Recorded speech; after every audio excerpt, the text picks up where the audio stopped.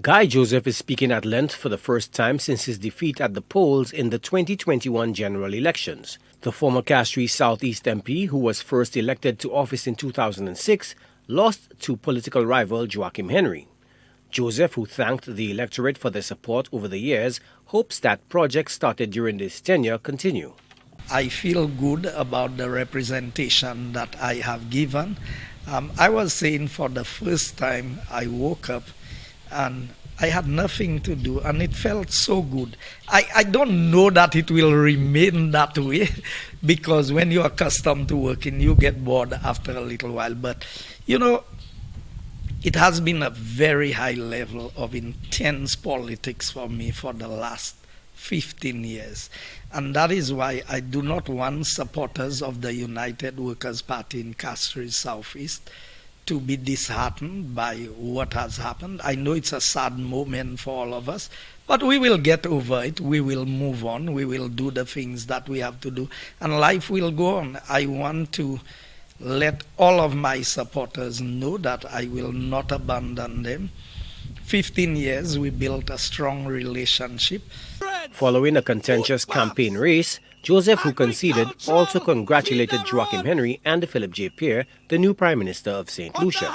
I want to take this opportunity to congratulate Mr. Henry on his victory and to wish him well in his representation of the constituency.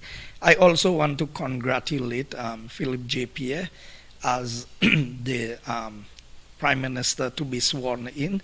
We went hard at each other during the campaign, but that's part of political life.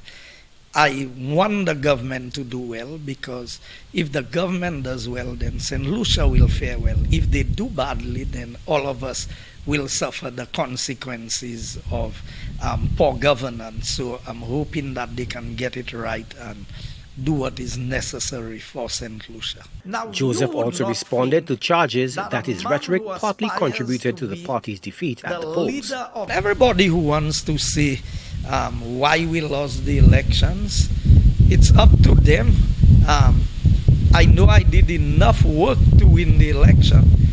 I always told the electorate in Castries Southeast, the day you decide, if before I decide to exit the politics, that you decide you've had enough of me and you want to change, I will welcome the change anytime you decide. So I know the majority of people did not turn out to vote, and I think I suffered the fate of what other politicians who have done very well in the past have suffered, which is that a lot of people concluded you win already.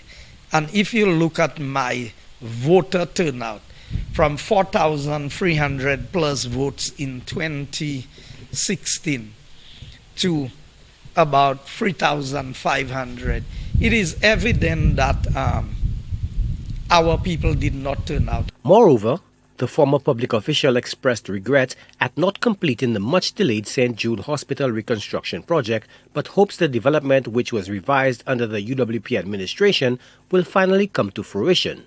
And what of the allegations of misdeeds leveled at Guy Joseph during his term in office, from the Pajoa letter row to the claims of the abuse of the direct award system? The former economic development minister is not backing down. That is what I'm looking forward to with the greatest level of anticipation. You know, Minister King, former Prime Minister King, Richard Frederick, and the Labour Party have leveled a lot of things at me. I'm very confident that they will find nothing, but I challenge them. I'm challenging Philip J. Pierre, Kenny Anthony, Ernest Hille, all the hierarchy of the St. Lucia Labour Party. They can bring the best team of experts that they can find in the world. I want them to prove to the people of St. Lucia what Guy Joseph did that was corrupt or crooked in government, or what projects I ran that had cost overruns and had pricing that cannot be justified. The firebrand politician, who has been a staple on the political landscape for over 15 years, says he is looking forward to a long overdue vacation, but he is not going anywhere. They said The Americans are waiting for me. I cannot travel. I don't need a diplomatic visa to travel. I have my regular visa, and by this weekend I will be traveling and I will be going to the US.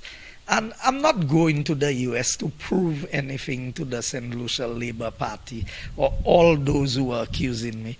That was part of my plan. I told the Prime Minister, win, lose or draw, I'm traveling in August. That was the plan that I had from early days. I did not take holidays for the 5 years I was in government. I don't look for pay because I felt that in St. Lucia as a minister, even though you say you take time off from work, you take holidays, you do this, I never claim money for not taking leave. That is my choice. That this is what I did, this is how I work as a person. So it's good to be able to relax for the next few days.